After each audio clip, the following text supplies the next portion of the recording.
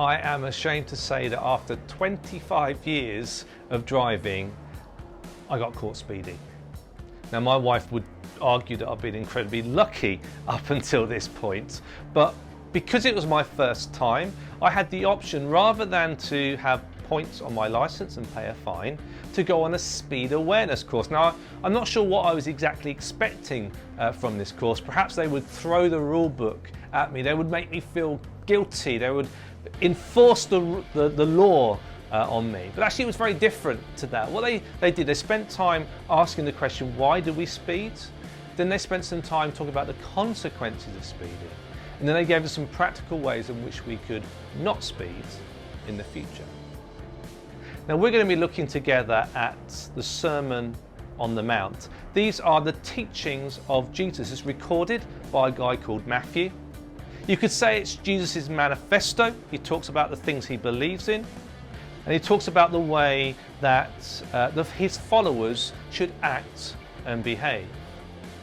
But we perhaps should not see this as a rule book that's thrown at us or laws that are there to be enforced, but rather Jesus is looking at why is it we behave the way we do, and how can we be better in the future. See, this is not a rule book where if you follow the rules it's a golden ticket to heaven. Now what Jesus here is searching below the surface, looking at the human condition and trying to enable his followers and us to live full, joyful, better lives as citizens of God's kingdom. And even if you're not a follower of Jesus, these teachings are an amazing way of making life better for everyone, for ourselves, for our family, and for the society that we live in. And this we're going to look at in this session at the first part of Jesus' teachings, where he looks at the twin topics of sex and violence. So let's look together at chapter 5, verses 21 to 48. You have heard that it was said to the people long ago, you shall not murder, and anyone who murders will be subject to judgment. But I tell you that anyone who is angry with a brother or sister will be subject to judgment. Again, anyone who says to a brother or sister, Raka, is answerable to the court. And anyone who says, you fool, will be in danger of the fire of hell. Therefore, if you are offering your gift at the altar, and there remember that your brother or sister has something against you, leave your gift there in front of the altar. First go and be reconciled to them, then come and offer your gift. Settle matters quickly with your adversary who is taking you to court. Do it while you are still together on the way, or your adversary may hand you over to the judge, and the judge may hand you over to the officer, and you may be thrown into prison. Truly, I tell you, you will not get out until you have paid the last penny. You have heard it said, you shall not commit adultery. But I tell you that anyone who looks at a woman lustfully has already committed adultery with her in his heart.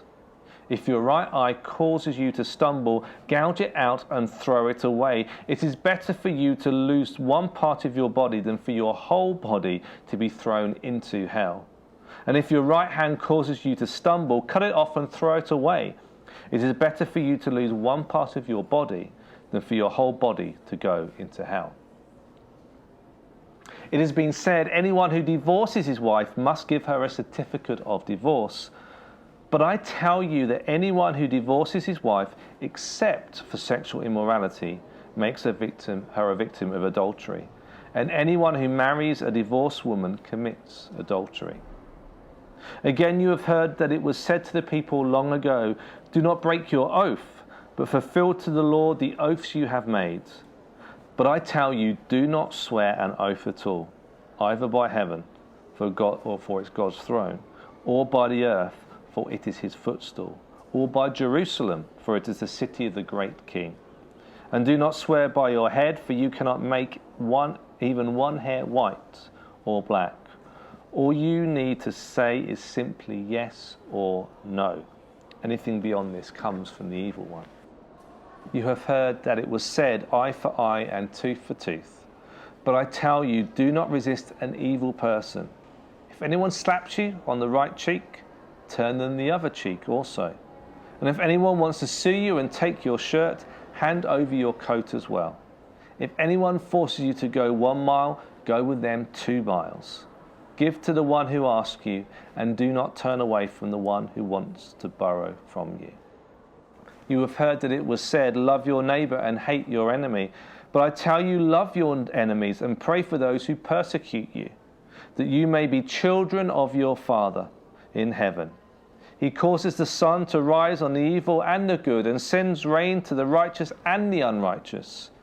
If you love those who love you, what reward will you get? And are not even the tax collectors doing that? And if you greet only your own people, what are you doing more than others? Do not even pagans do that? Be perfect, therefore, as your heavenly Father is perfect. Now, before we delve a little bit deeper into that passage, I just want to give you a little bit of the context of these words of Jesus. Jesus was living in Jerusalem and Israel at a time when there was violent nationalism. You know, the Jews fighting against the Roman occupiers who had conquered them. It was a time of puritanical hypocrisy, where the Jewish laws were being studied and preached. But the problem is that whereas if you were rich, you were able to follow the rules, if you were poor, you found it incredibly difficult. So you had this separation in society between the rich and the poor. Well, you had teachers of the law, Pharisees they were known, who were consumed with following God's law to the letter, looking down at people that weren't able to do that, and were therefore kept away from having a relationship with their Heavenly Father. And what Jesus is doing is speaking into that situation. Those Pharisees, those teachers of the law, he says to his followers, your righteousness, your rightness with God needs to be even greater than the Pharisees who follow the laws of God. 613 laws in the Old Testament, if not more, that they've added to later. You know, these guys who follow the law perfectly, you need to be better than them. And what we find is that Jesus calls these Pharisees hypocrites. In other words, how they behave on the outside is not a reflection of what they're like on the inside. And that our righteousness surpasses that of the Pharisees, not because of our behaviour, but because of our hearts. That actually change happens to us on the inside, first and foremost, that results in an outward change. Whereas the Pharisees were more concerned about our outward change rather than what was happening on the insides. So what we have here in this sermon is Jesus digging below the surface and finding out what is going on underneath that's causing these negative behaviours. And as we read the passage, you probably notice a pattern going on when Jesus says, you have heard it said, but I say to you. You have heard it said in your Old Testament readings, in the laws, in the things that the Pharisees have taught you, that, you know, you shall not commit a murder, you shall not commit adultery. It talks about divorce and swearing falsely, about getting revenge, about loving your neighbour and hating your enemies. You're saying, well, that's all the old stuff. But if you're using that as your kind of level, your definition of what a good person is, well, whoopee-doo. Actually, if you're just saying, I haven't committed adultery and I haven't committed murder, therefore I'm a good person, then Jesus is saying, I would argue that that is not the case. And there are some deep-seated issues that we need to sort out. And Jesus goes really extreme here. If we look at just a few of them, he says, you know, you have heard it said to the people long ago, you shall not murder, and anyone who murders will be subject to judgment. Obviously, it's the same now. But I tell you that anyone who is angry with a brother or sister will also be subject to judgment. If anyone calls someone, in my Bible it says raca, a nothing, a nobody, then you're just as bad as someone who murders. Now we know that that's not going to stand up in a court of law, but what Jesus is saying is there's something in your heart that is causing you to act that way. And yes, at the end of the spectrum may be murder, but you're still on that spectrum where you're calling someone a nobody. He talks about it in the same way when it comes to adultery. Verse 27, you've heard it said that it was said, you shall not commit adultery, but I tell you that anyone who looks at a woman lustfully has already committed adultery with her in his heart. Once again, adultery is at one end of the spectrum, but you are still on the spectrum. You are committing adultery in your heart. Remember what I said, that's what Jesus is concerned about here in his sermon. What is going on the insides? He talks about it in divorce. Now I'm going to be talking about divorce and remarriage in a separate video, so I'm not going to delve into a huge amount of depth here. But basically he's speaking into a patriarchal society where a man could do whatever he wanted. The women couldn't file for divorce, but a husband could, and he could do it for pretty much any reason that he wanted. If he was upset for his wife because she'd been nasty to him or burnt the toast, he could divorce her. And the consequences for a woman who was divorced were terrible. Not only would there be the disgrace and the shame of being divorced, but this woman would be driven into poverty because the only people that could provide for their families and work were the men. So for Jesus, this is a justice issue. But what Jesus is doing and what we can do is look at these words of Jesus, look at these issues of murder, divorce, anger, adultery, lying, revenge, all this stuff, is see that actually what's happening is below the surface there are a whole load of deep-seated issues, a fallen human condition that is common to all of humanity. Contempt, lust, selfishness, lying, falsehood, anger, revenge, hate, discrimination, fear. All these things are in our hearts and every now and then will bubble to the surface and cause all these terrible behaviours. And really what is at the heart of all these things is a selfishness and a pride that says, I am better than you or him or her. And I am more important than you. My needs, my wants and my desires are more important than your needs and wants and desires. That my self-gratification is more important than your well-being.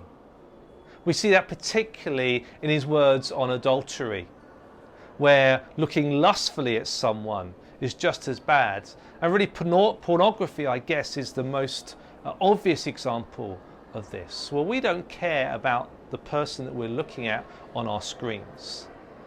All we care is our own gratification. We don't care whether that person has been sex trafficked. We don't care about what has led them to do these things. We don't care anything about them. All we care about is ourselves and our sexual needs and desires being met. And really across the board for these about sex and violence, hate and murder, divorce and adultery, what's the root problem of all these things is our own selfish desires and our need to place ourselves above someone else. But I think probably the most challenging words of Jesus in this passage are found in verse 43, where it says, you have heard that it was said, love your neighbour and hate your enemy. But I tell you, love your enemies and pray for those who persecute you. You know, if you love your friends and hate your enemies, well, how does that make you any different to anyone else? How does it make you salt and light? How does it make you distinctive and different to people that don't follow him, don't follow Jesus? You know, even the tax collectors who were hated at that time, even they do that. But no, you need to love your enemies as well and pray for them. You see, as we come to an end, there's a litmus test, some questions I want you to consider and reflect on to work out what is going on inside. Rather than looking at these rules and regulations and go, well, I haven't murdered anyone, I haven't divorced, I haven't committed adultery, then I'm okay. No, what I want you to do as we start going through this series on the Sermon on the Mount is to start with asking yourself these questions. First one's this: how do you treat people that you don't like, or maybe don't like you? How do you treat people that have no benefit to you? They're not going to help your social standing, they're not going to help you get on in life. How do you treat people who have no benefit to you? And then lastly, how do you treat people who perhaps have a negative impact on you, on your reputation perhaps? I'll just share with you briefly something I was ashamed of. I remember someone I knew, I saw in town, but they were a little bit odd, a little bit strange, and they said hello to me, and I felt completely embarrassed because I was being connected with that person who was maybe in the world's eyes in a different social standing. I felt ashamed and embarrassed because they'd identified themselves with me. And it was after I was reflecting, thinking, why did I do that? Why did I feel that way?